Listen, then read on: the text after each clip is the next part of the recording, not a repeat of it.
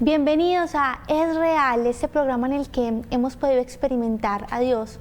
En cada programa contamos anécdotas, testimonios, experiencias. A veces tenemos invitados que nos enriquecen con sus testimonios. Y la vida de iglesia, la vida espiritual, nos debe llevar a dar fruto. Y ese fruto se ve reflejado muchas veces en el servicio, en cuando nos extendemos a otros. Cuando tú tienes una experiencia con Dios, lo primero que haces es querer contarle al del lado, a los de tu casa: ¡ay, mira, Dios es real, Dios existe, hizo esto por mí! Si no has tenido esa experiencia, yo te invito a que abras tu corazón y le digas a Dios: Dios, yo te quiero experimentar de forma real. Y si ya la tuviste y estás en una época de servicio en el que estás sirviendo en tu parroquia, en un grupo, en una comunidad, también sé que este tema te va a servir demasiado, porque todos somos el cuerpo de Cristo, estamos llamados con diferentes carismas, formas, pero estamos llamados a la unidad, y muchas veces vienen controversias, celos, divisiones, contienda dentro de nosotros mismos como iglesia. Por eso este tema de hoy es tan edificante. Pablito, como siempre, te saludo. Tú eres un servidor de Dios que lleva más de 20 años evangelizando, contando tu testimonio, viajas, cuentas en hospitales, colegios, universidades, y yo sé que nos vas a hablar a la luz de la palabra de Dios. Quiero iniciar con una pregunta, y ¿es posible los celos espirituales dentro de la misma iglesia? No solamente es posible, sino que me gusta mucho traer cosas que ya ocurrieron en el pasado, en la iglesia primitiva. El modelo de Hechos de los Apóstoles, que es el modelo perfecto que representa los inicios, los albores del cristianismo o iglesia primitiva, notamos cómo estas cosas se dieron. Y esto nos sirve a nosotros como ancla o ejemplo para que veamos que estas cosas siguen ocurriendo, porque el corazón del hombre es el mismo. El corazón del hombre por allá que inventó la rueda es el mismo que inventa ahora una nave espacial o un propulsor. Y si el corazón no cambia, entonces los problemas del hombre pues seguirán siendo los mismos, y por eso la palabra de Dios sigue vigente, porque habla el corazón. Los celos de la iglesia los podemos ver entonces de qué manera en Hechos de los Apóstoles. Vamos a ver el primer evento donde se produce como esta división espiritual, y tan grande fue el conflicto que nos narra Lucas en Hechos de los Apóstoles, que generó el primer concilio en Jerusalén, y era la división entre los judíos conversos al evangelio con los judíos de orden gentil, o sea, los judíos que no habían nacido en Jerusalén o en Israel, sino que habían sido judíos de padres que habían vivido dentro de naciones gentiles, llámese Roma, llámese Egipto, etc. Entonces, ellos tuvieron una especie de controversia en la cena, y allí es donde empieza entonces esa división en la que los apóstoles citan un concilio, y nace precisamente a partir de esta controversia lo que nosotros conocemos hoy en día como el diaconado, y es que empieza a distribuirse y a manifestarse la iglesia en multiformidad de funciones. ¿Qué significa multiformidad? Que Dios va desatando dones en la iglesia, y cada quien, operando de acuerdo a ese don, va actuando y va desarrollando la obra del Señor. Y se sigue extendiendo en el texto bíblico. Si seguimos como adentrándonos allí, notaremos por allá en una de las cartas de Pablo, en Primera de Corintios, cómo había una comparación constante en algunos de los de la iglesia del Istmo de Corintio, que era comparar al apóstol Pablo con el apostolado de una persona, de un personaje que la Biblia nos narra poco de él. La tradición algo nos ha dicho, que era un hombre muy docto en la palabra de Dios, era un maestro, y era Apolos. Y como algunos comparaban la enseñanza de Pablo y Apolos, y iban tomando partido por el uno o por el otro, y los unos iban sintiendo celos: es que yo pertenezco a Pablo, yo pertenezco a Cefas, yo pertenezco a Apolo.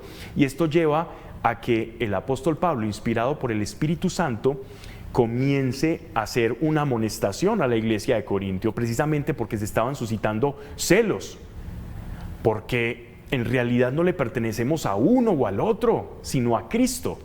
Y ahora entonces, ¿cómo traducimos esto a la vida de la iglesia actual? Mira, hay tantas formas de servir y de manifestarse a Dios. ¿O es que acaso todos cantan? ¿O es que acaso todos declaman poesía? ¿O es que acaso todos dibujan? ¿Acaso todos pintan? ¿O acaso todos son teólogos? ¿Acaso todos son predicadores? ¿O sacerdotes? ¿O presbíteros? ¿O obispos? Y eso como funciones personales, pero también hay multiplicidad de carismas. Carmelitas, hay por ejemplo focolares, los de la obra, el Opus Dei. Hay muchos movimientos, muchos en la iglesia. Y un carisma es precisamente una manera, conforme a un don y a un principio, de ejercer la fe. El apóstol Pablo habla como la iglesia es similar a un cuerpo, donde todos hacemos parte de ese cuerpo, manos, pies, dedos, cabeza, y todo el cuerpo va articulado por una mente, que en este caso la mente de la iglesia es Cristo, y la coerción la da Cristo. Todos unidos a Cristo vamos desempeñando diferentes funciones. A esto es lo que la palabra de Dios llama que la multiforme gracia de Dios fue derramada en la iglesia. Y esto es que hay muchas funciones. También en la primera carta a los Corintios, Pablo nos menciona algunas de estas funciones, donde nos da un valor, una tabla de 5 ministerios, 5 tipos de servicios que se manifestaban en la iglesia primitiva, donde a la cabeza está el apostolado, y habla también de los que predican el evangelio, de los que enseñan, de los que presiden, o los diáconos, los que hacen milagros o tienen taumaturgia, o sea, dones del Espíritu Santo, y de esa manera la iglesia iba conformándose. Yo quiero contarte una historia personal de cómo he podido experimentar, aun a pesar de que decimos que la iglesia está unida bajo un magisterio, y esto es real, pero que en la práctica a veces no se cumple. Hay una unidad en letra, pero en la práctica vemos que hay mucha desunión. La primera vez que yo fui a dar mi testimonio públicamente, nunca se me va a olvidar ese día. Yo me perfumo, me pongo el mejor traje que tenía para ese entonces, y me voy con esa alegría de ir a contarle a las personas lo que Dios había hecho en mi vida. Esto era un colegio. Recuerdo muy bien, un día en la mañana, un lunes precisamente, y era un grupo, era un colegio femenino, habían reunido todos los grados 11 de este colegio, y yo comienzo a contar mi testimonio, mi experiencia con Dios y cómo fue mi vida hasta que llegué a Dios. Al final, en el momento de la oración, lo que te contaré puede ser un poco impactante, pero esto fue algo que hizo enamorarme mucho más de Dios y ver que el evangelio era real y era poder de Dios para salvación del hombre. Porque cuando vamos a hacer una oración, yo les digo, bueno, pongámonos de pie, vámonos a hacer una oración y vamos a invitar a Jesús a nuestras vidas. La atmósfera de ese recinto comenzó a cambiar y el Espíritu Santo fue derramado en ese colegio. Y empezamos a ver, y yo fui el primer sorprendido, niñas siendo llenas del Espíritu Santo y llorando en el piso. Eran como que iban cayendo en el piso llenas del Espíritu e iban pidiéndole perdón a Dios por sus pecados, y esto empezó una después la otra, y las profesoras no sabían qué hacer porque nunca habían visto esto estar sucediendo de esta manera, y fue tan bonito que puedo ir otras 2 ocasiones más para hablar con los novenos y con los octavos. Pero cuando el capellán del colegio se entera de lo que estaba pasando, inmediatamente hace un alto en el camino. Es un colegio confesional, y dice: yo solamente puedo ser el que hable de estas cosas acá, y empieza a poner una cortapisa. Y las mismas alumnas le decían: pero no, nosotros creemos, nosotros queremos escuchar, es que ya entendemos que Dios es real, que puede hacer cosas, nosotros lo experimentamos. Y se corta entonces la oportunidad de hablarle a otras chicas que no habían podido escuchar el mensaje. Y yo me voy a casa y pienso: Dios, ¿esto por qué ocurre si somos la misma iglesia? ¿De dónde nace esto? Y otra vez en un municipio donde estaba predicando, también vi ocurrir lo mismo. Y yo pienso, ¿y no trabajamos para el mismo Dios? Y es que las formas de todos tienen que ser iguales. Y es que tenemos que hablar de la misma manera todos, nos tenemos que uniformar. Si Dios mismo dice que la multiforme gracia de Dios en su sabiduría fue derramada para todos, que hacen una comunidad de jesuitas criticando una comunidad de carmelitas, pues los unos son contemplativos, los otros manifiestan todos los principios de San Ignacio de Loyola. Y mira cómo en la gran parte de las comunidades religiosas se practican los ejercicios ignacianos. Y no están diciendo los carmelitas, no, porque son ignacianos no los practiquemos, porque no hace parte de nuestro fundador. Y creemos que tenemos una unidad, pero es una unidad solo en el magisterio. Pero estamos cuestionando las prácticas de los otros. O Pablo, entonces tú, ¿por qué no mencionas esto? ¿Por qué mencionas tanto el Espíritu Santo? ¿Y eso qué te importa? ¿Por qué te preocupa? Porque yo menciono mucho el Espíritu Santo. Y si Dios me envió y me llamó a hablar del Espíritu Santo, ¿quién eres tú para decirme que no hable de Él? Y otros hablarán de la filiación y la intercesión de su madre y andarán con esa bandera e ilustrarán a la iglesia bajo esa bandera. Y otros hablarán de la pasión de Cristo y harán sintonía con su pasión, mas otros predicarán de la resurrección. Y todos como iglesia unidos bajo la mente de Cristo. Los celos espirituales son reales. Porque no estás viendo tú la intimidad y la relación que Dios tiene contigo, sino estás mirando qué es lo que hace el hermano, para juzgarlo, para criticarlo, para señalarlo. Quizás porque no va con tus maneras, con tu formación, con tu manera de pensar. Algunos gritarán, otros cantarán, otros levantarán las manos, otros meditarán y practicarán la caridad. Algunos irán a atender a los huérfanos, a las viudas, a ofrecerles un café con leche, un agua de panela. Otros irán a predicar. No celes lo que tiene el otro, busca lo que Dios tiene contigo, porque allí encontrarás la cura para los celos espirituales, encontrando cuál es tu don y ejerciéndolo. No mirarás al otro como un enemigo, sino como un aliado, todos bajo la mente de Cristo Jesús. Pablo, gracias. No, yo me quedé pues prácticamente aquí sin palabras.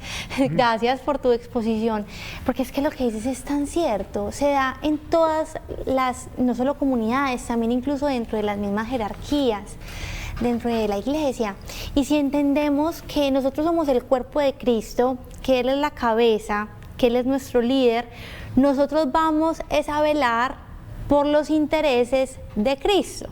Y si yo velo por los intereses de Cristo y mi intención no es brillar yo, no es que brille el servicio de Pablo, no es que brille el servicio de Manuela, no es que mi grupo, mi comunidad, mi célula, no, es que brille Cristo, yo voy a cooperar en conjunto y esos celos se comienzan a desaparecer cuando mi interés va por encima del mío. Y se comienza a preocupar es por los intereses de Dios y comenzamos a cooperar. Pablo, ya sabemos entonces, sí, claro que existen los celos espirituales. ¿Cuál crees que es el antídoto? Mira, primero, un síntoma, voy por el antídoto, no se me olvida, un síntoma de que puedes desarrollar celos espirituales es cuando tienes afán de protagonismo o de control. Una persona en una comunidad con afán de protagonismo es una persona que va a celar o va a anhelar, a querer lo que el otro tiene. Y ese afán de protagonismo es terrible y le hace mucho daño a la iglesia, porque es querer proyectar tu yo. Y quien quiere proyectar su yo, no proyecta a Cristo dentro de sí. Mira que la palabra ministro significa aquel que sirve, servidor. Y yo hablo como la fe, la iglesia, es como el mundo al revés. En el mundo, como nosotros lo concebimos, si tú ves el ministro de Hacienda, el ministro de Economía, etcétera, etcétera, son personas que tienen muchos a su servicio y pretenden ser servidos. Más se les olvida que son servidores. La palabra servidor público, un ministro es un servidor. Eso no se cumple normalmente en la esfera de lo público, pero en la iglesia sí se tiene que cumplir. El que quiere ser grande, que se haga pequeño. Y cuando tú te haces pequeño y sirves a todos, pues te das cuenta de que eres un servidor de todos y no puedes estar por encima, porque estar por encima es servir. Lava más los pies de los demás y vas a ser el más grande. Y así se compensa el ego humano con el servicio de Dios. Es una cura para esos celos. Y mira, hay otra cosa, Manuela, perdóname, que quiero apuntar, y es qué problema tan grande el que hemos visto en las comunidades. Yo sé que tú lo has sufrido de alguna manera, y es que cuando las personas ven frutos del Espíritu en ti, y de pronto no ven frutos en su vida espiritual, están buscando, a ver, ¿qué mal estás haciendo para encontrar la caída? No, es que, mira, es que tú oraste y cómo así que los dones del Espíritu, y eso no dice la iglesia, y cómo así que los milagros, y eso no, y empiezan de pronto a cuestionar tu manera. Y esto nos ha ocurrido mucho, y es muy triste, pero el Señor, si tú quieres conocer verdaderamente qué es de Dios y qué no, es muy sencillo, la ecuación es fácil. Por los frutos los conoceréis. Por los frutos. ¿Y cuáles son los frutos? Los frutos del Espíritu. O sea que otra de esas manifestaciones, otro de esos síntomas es la murmuración. La murmuración dentro de nosotros mismos como creyentes, mortal. El compararse. ¿Por qué nos comparamos? ¿En qué momento surge la comparación? Yo pienso que tú lo dijiste ahorita en la introducción, y es, primero mira lo que el Señor te ha entregado a ti, y cuando tú mires y ejecutes eso que el Señor te ha entregado en ti, tú te vas a sentir realizado y vas a tener que dejar de esa necesidad de mirar al otro a ver y compararse, porque esa comparación suscita envidia y celos. Así es. ¿No es cierto? Y entender que somos diferentes. Muchas veces por estar mirando qué hace el otro, no miramos cuál es nuestro don, y por eso no fructificamos. Y ahí está una de los ejemplos de parálisis espiritual. ¿Por qué no fructificamos en la fe? Porque siempre tengo el mismo grupito de personas, porque nadie me escucha. Es que yo quiero transmitir mi fe.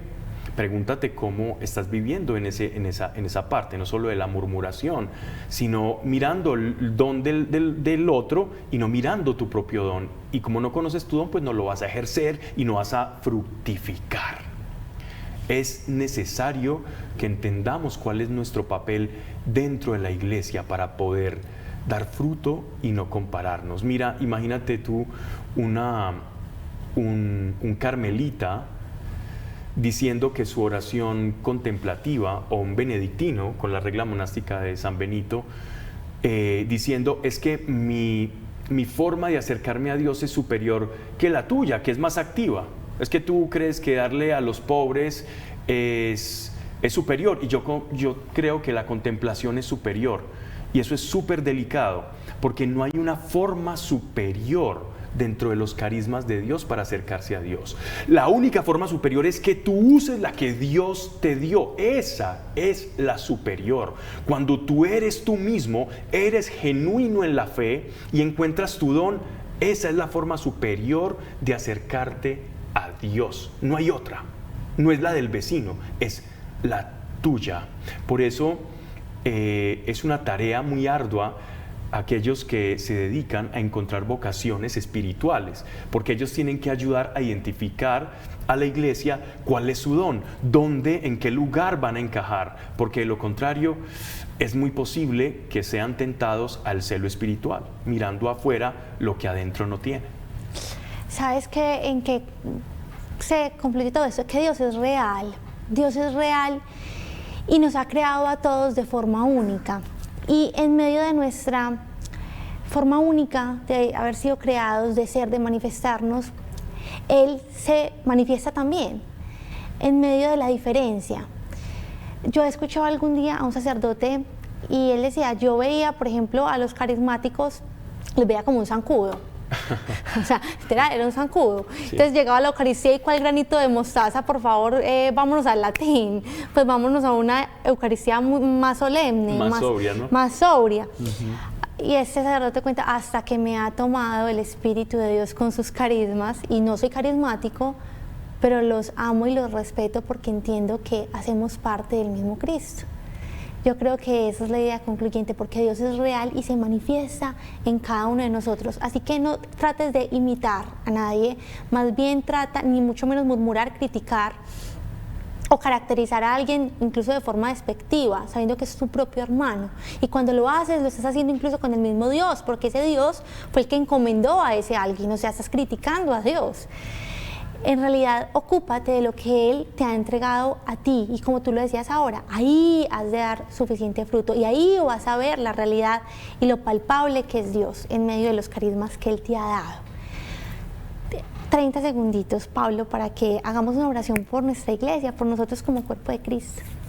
Dios, tú nos has llamado a ser uno, como tú y el Padre son uno, Señor. Padre, hoy oramos por la unidad en la iglesia, para que no sea solamente en el papel, sino en nuestras formas, para que encontremos nuestro verdadero don y ejerciéndolo en tu multiforme gracia y sabiduría, podamos ser expresión viva de tu amor. En el nombre precioso de Jesús.